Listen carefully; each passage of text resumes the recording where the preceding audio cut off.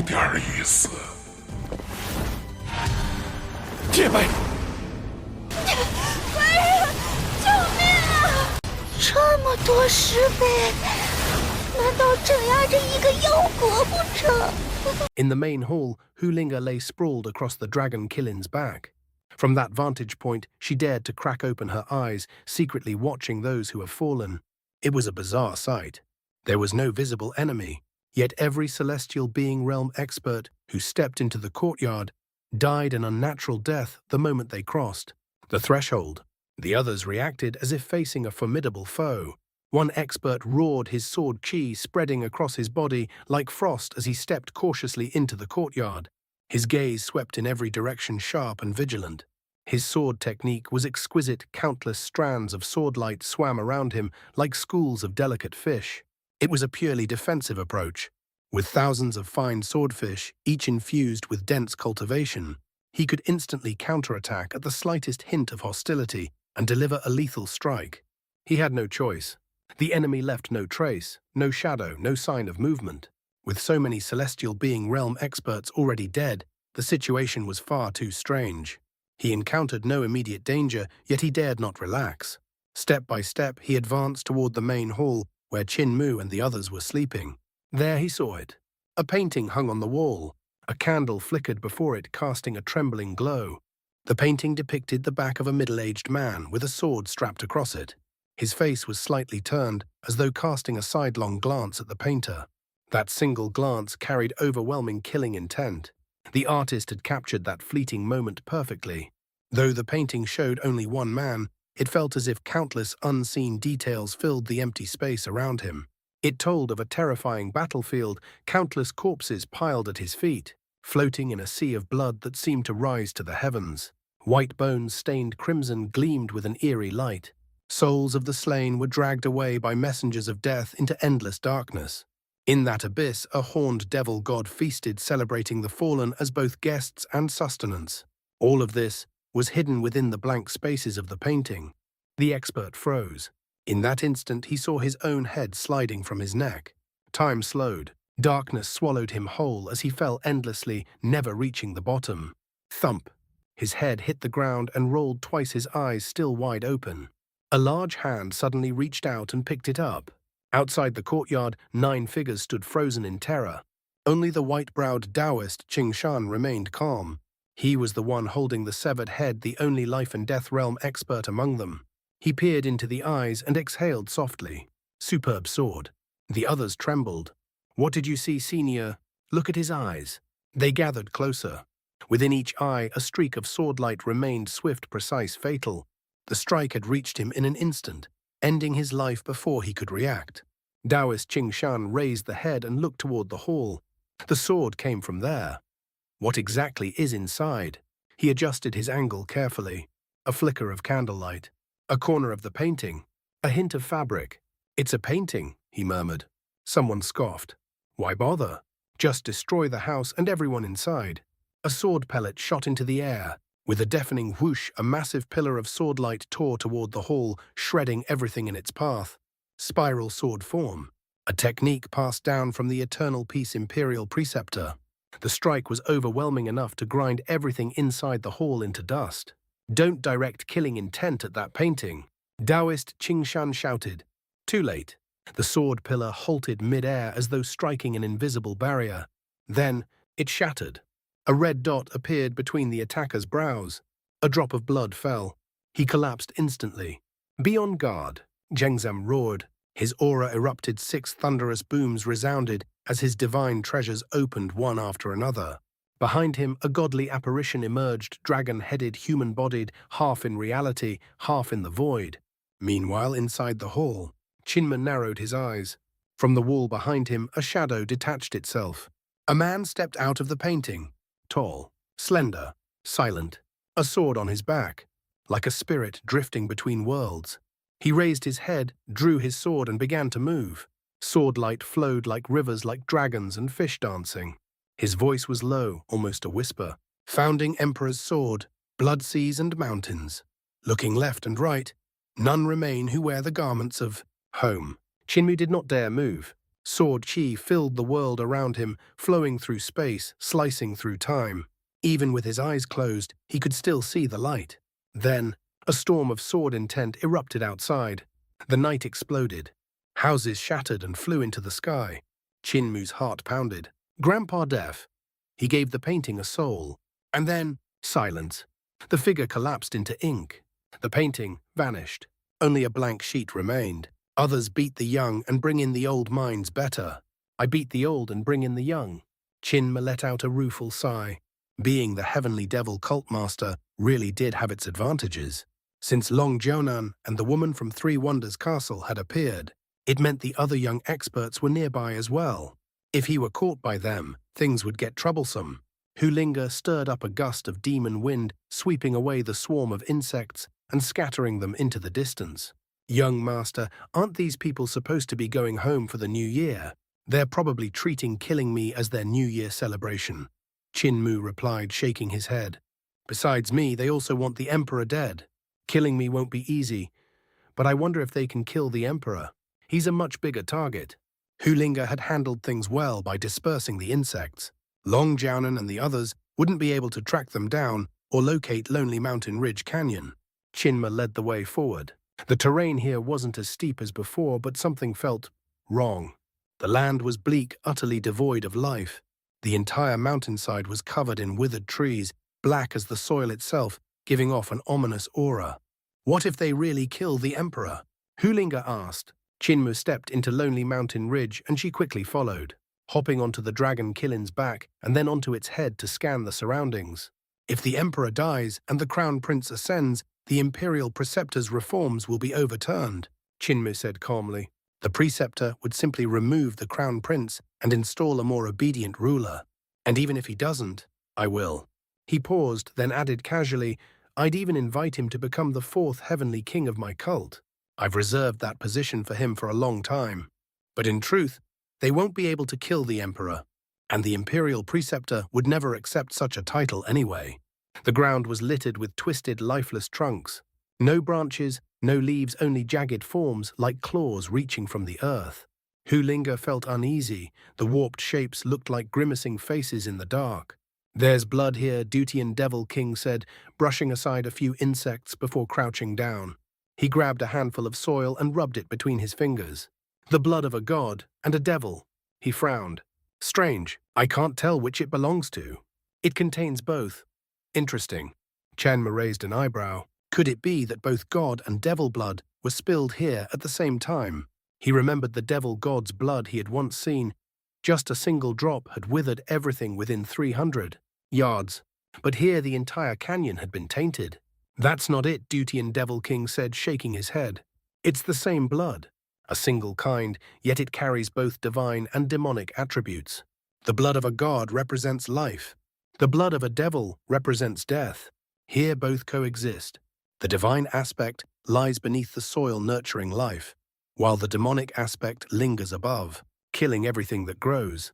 These trees may look dead, but their roots are alive, strong even. Some might eventually become spirits. Hulinga's ears perked up. Roots can become demons. They can, he replied. And when they do, they won't be ordinary. Lonely Mountain Ridge wound upward like a black scar across the mountains. The path was narrow and difficult, clearly something the Heavenly Devil cult had painstakingly carved out. Along the way stood towering black stone tablets, each inscribed with runes. Qin Mu studied them carefully. Demon suppression runes from our sacred cult. Linga, don't touch them, you'll be sucked in. She jumped back immediately. There are many of these here, Qin Mu muttered, which means there are many demons. He counted as they went, 46 tablets, and they hadn't even reached halfway. At the center of the valley lay a lake. Snow blanketed the mountains, yet the water here remained unfrozen, strangely calm.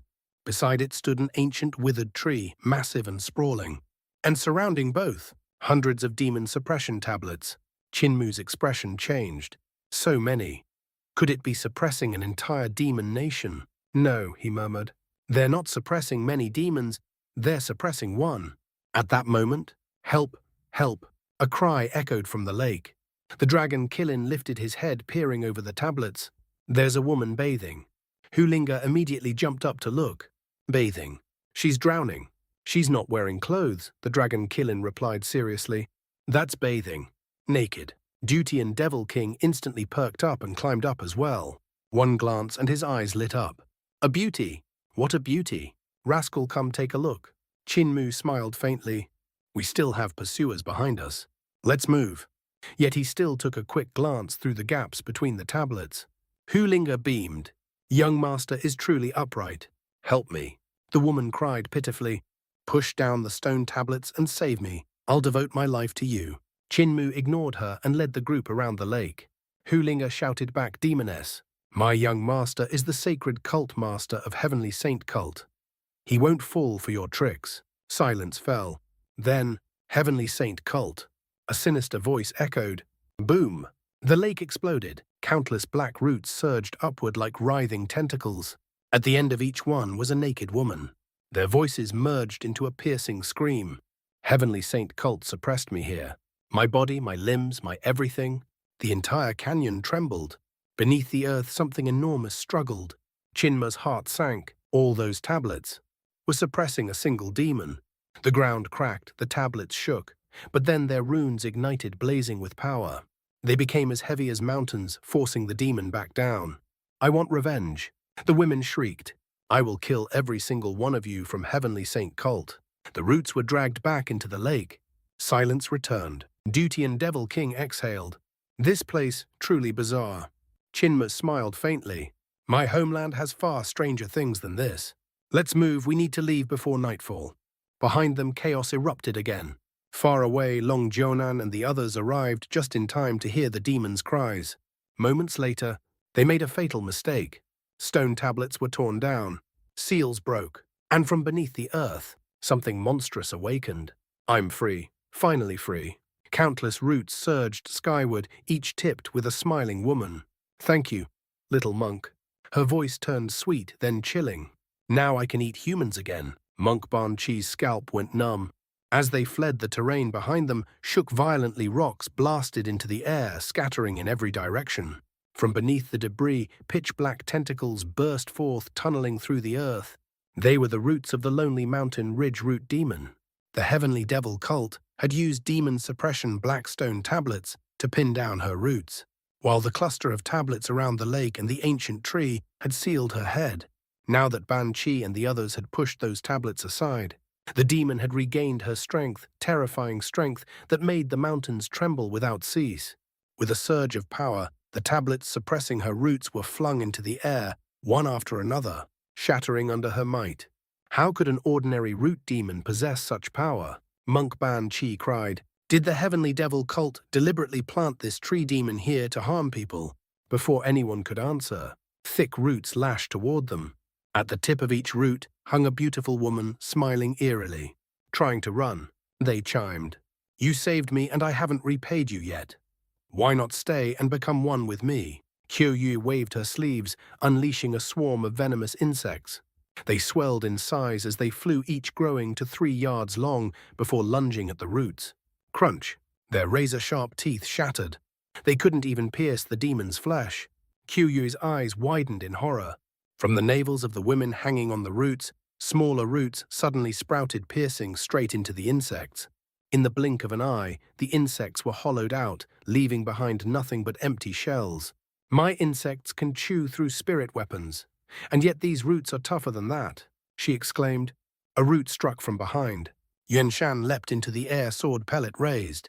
With a swift thrust, he pierced one of the women and spun his blade, slicing off her head. The severed head hit the ground and instantly shriveled into a charred husk. But on the root, a new head grew. Yuan Shan froze in shock. Before he could react, another root shot toward him like lightning. He tried to counter with his sword. Too late. His body shriveled in an instant. Flesh vanished, leaving behind nothing but skin. The others didn't even dare to stop. They turned and fled the canyon at full speed. Behind them, countless black tentacles thrashed wildly, stabbing into the mountainsides and dragging something massive from beneath the earth. The demon's true body emerged, a grotesque, colossal mass like a tangled ball of roots writhing and expanding. Its sheer size triggered the mysterious pearl crossbows embedded in the mountains. Sensing its life force, the crossbows fired automatically. 2 massive beams of arrow light tore through the sky. and struck the demon. A chorus of overlapping screams erupted, shaking the mountains and triggering avalanches.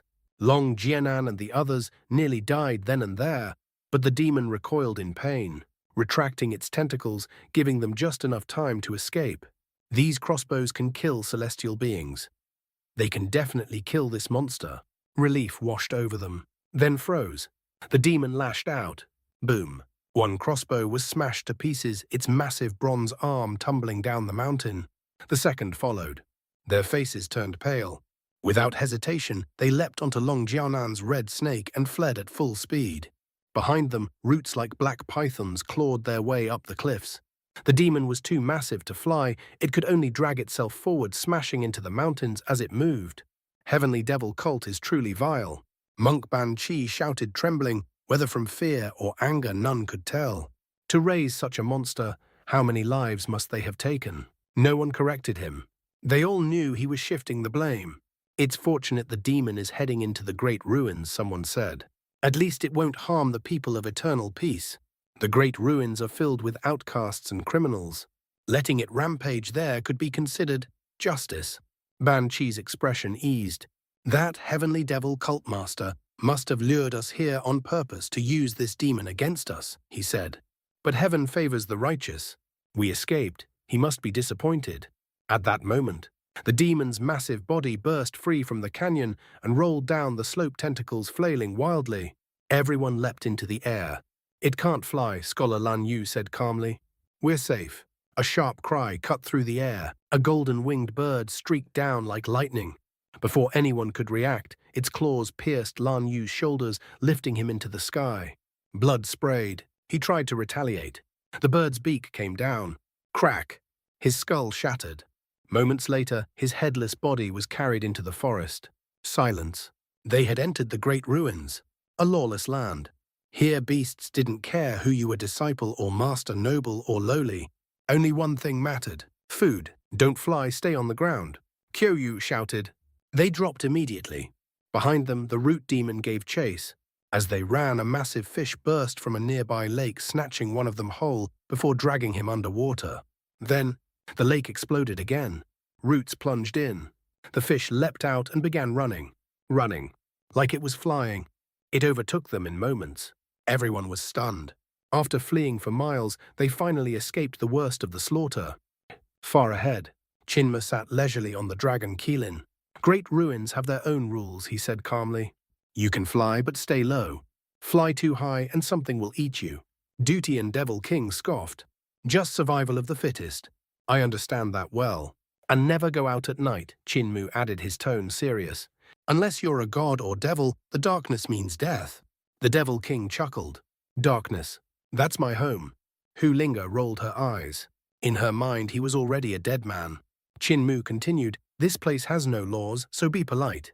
The more lawless a place is, the more important manners become.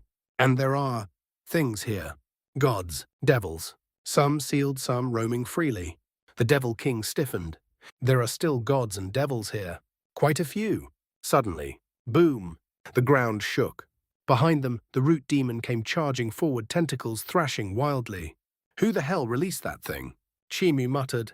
Then, the earth split open.